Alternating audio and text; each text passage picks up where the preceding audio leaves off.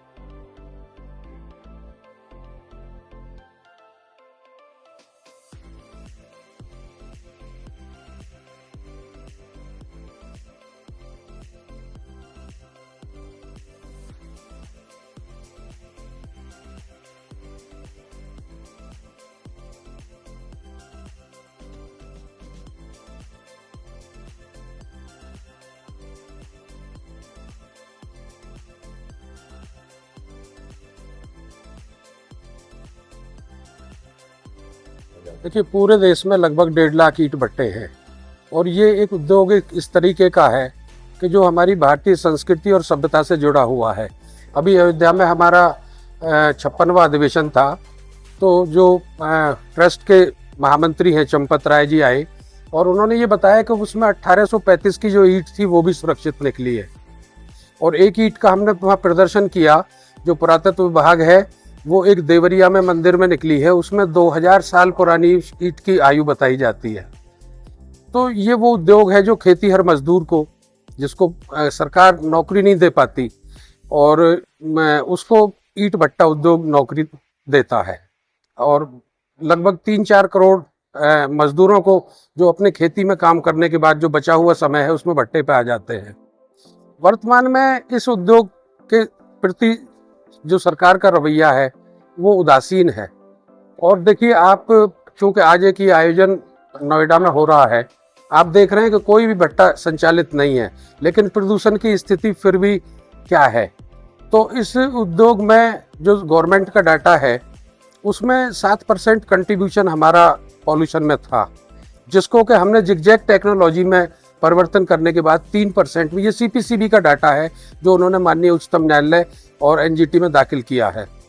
तो हमारा ये मानना है, और हमारा जो संगठन है वो जिले से लेकर के प्रदेश इकाई और फिर देश, और कश्मीर से लेकर के कन्याकुमारी तक अखिल भारतीय ईंट निर्माता संघ का हमसे लगभग जो नॉर्दर्न इंडिया में 70% भट्टे हैं पूरे देश के, तो 20-25 स्टेट को हम रिप्रेजेंट करते हैं। और एक फिबका है, उसके भी हम सदस्य हैं, जो विदेश में भी जहां भट्टे का संचालन होता है।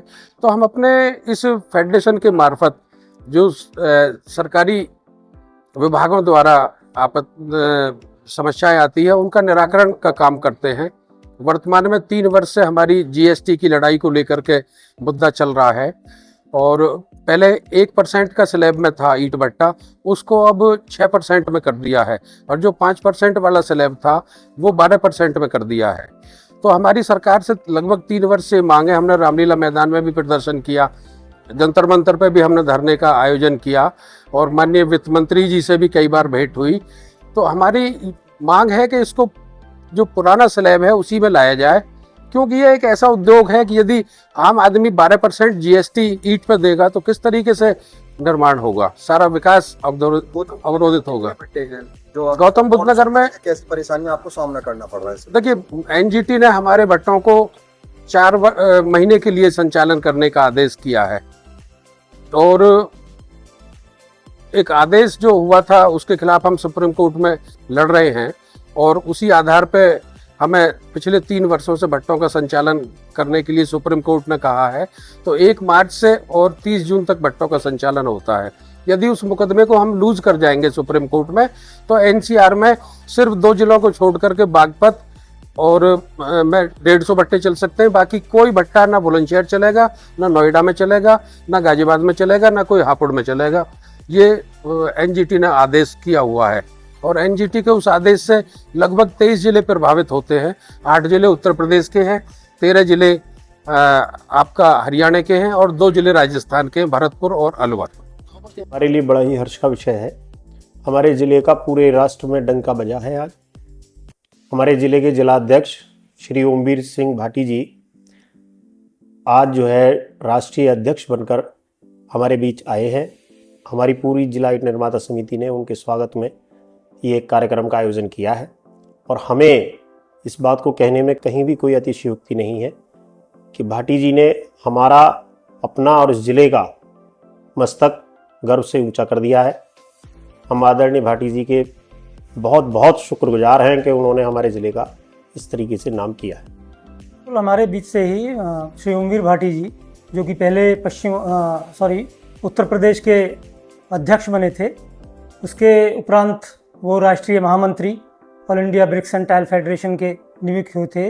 उसके बाद में आज श्री ओमवीर जी राष्ट्रीय अध्यक्ष बने। हमारे लिए निश्चय ही एक गौरव का विषय है, और जिले का उन्होंने नाम रोशन किया है, और उनकी जो कार्यशैली है, जो व्यापार के प्रति उनका समर्पण है और जुझारूपन है, वो निश्चय ही हमारे भट्टा व्यवसाय के लिए बहुत लाभकारी सिद्ध हो।